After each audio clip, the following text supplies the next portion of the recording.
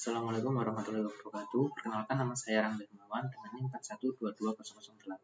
Di sini saya akan menjelaskan jawaban untuk ujian akhir semester MK Manajemen Basis Data. Yang pertama, terdapat soalnya di dalam sebuah wilayah dibutuhkan penyimpanan data penduduk yang terdiri dari nama, tempat lahir, tanggal lahir, jenis kelamin, status nikah, pendidikan, pekerjaan, RT, RW, dusun, desa, kecamatan, kabupaten, dan provinsi. Dalam pengisian data penduduk tersebut ditentukan A.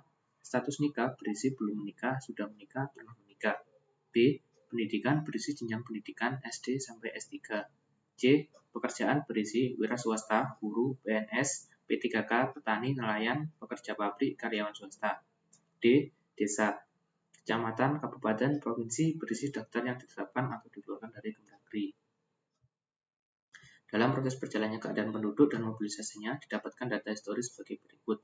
1. Dalam rentang waktu 1 tahun, terdapat 30 penduduk yang statusnya menjadi menikah. 2. Dalam rentang waktu 1 tahun, terdapat 60 penduduk yang status pendidikannya menjadi SMP. 3. Dalam rentang waktu 1 tahun, terdapat 50 penduduk yang status pendidikannya menjadi SMA. 4. Dalam rentang waktu 1 tahun, terdapat 15 penduduk yang status pendidikannya menjadi S1. 5. Dalam rentang waktu 1 tahun, terdapat 5 penduduk yang status pendidikannya menjadi S2. 6. Dari total penduduk yang ada, status pekerjaan penduduk sebaran pekerjaannya yaitu wira swasta 20%, guru 10%, PNS 5%, P3K 5%, petani 30%, nelayan 0%, pekerja pabrik 15%, karyawan swasta 15%. Dalam rentang waktu 1 tahun, terdapat 30 penduduk yang melakukan pindah desa. 8. Dalam rentang waktu 1 tahun, terdapat 30 penduduk yang melakukan pindah antar kecamatan. 9. Dalam rentang waktu 1 tahun, terdapat 30 penduduk yang langsung menjadi penduduk baru. Dari keadaan di atas, 1. Silakan dibuat analisa untuk menentukan entitas dari objek-objek yang disebutkan. Di sini saya ke bagian menjawab nomor 1. Selanjutnya berikut adalah jawaban dari saya. Yang pertama, entitas. Yang ke-1 ada entitas penduduk dengan ID penduduk sebagai primary key. Yang kedua, nama, tempat lahir, tanggal lahir, jenis kelamin. Selanjutnya ada status nikah yang berstatus sebagai foreign key dari entitas status nikah. Pendidikan, foreign key dari entitas pendidikan. Pekerjaan, foreign key dari entitas pekerjaan. Selanjutnya ada RT, RW, dusun. Terus ada desa sebagai foreign key dari entitas desa.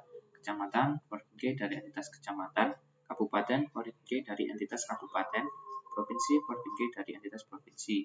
Untuk entitas yang kedua ada desa dengan atribut ID desa sebagai primary key, nama desa, ID kecamatan yang didapatkan dari foreign key dari entitas kecamatan. Selanjutnya ada entitas kecamatan dengan ID kecamatan sebagai primary key, nama kecamatan, ID kabupaten, foreign key dari entitas kabupaten. Selanjutnya entitas yang keempat, kabupaten. Yang pertama ada ID kabupaten sebagai primary key, ada nama kabupaten, dan ada ID provinsi sebagai foreign key dari entitas provinsi. Untuk penjelasan selanjutnya akan dilanjutkan oleh teman saya, Cahya Ilmawati.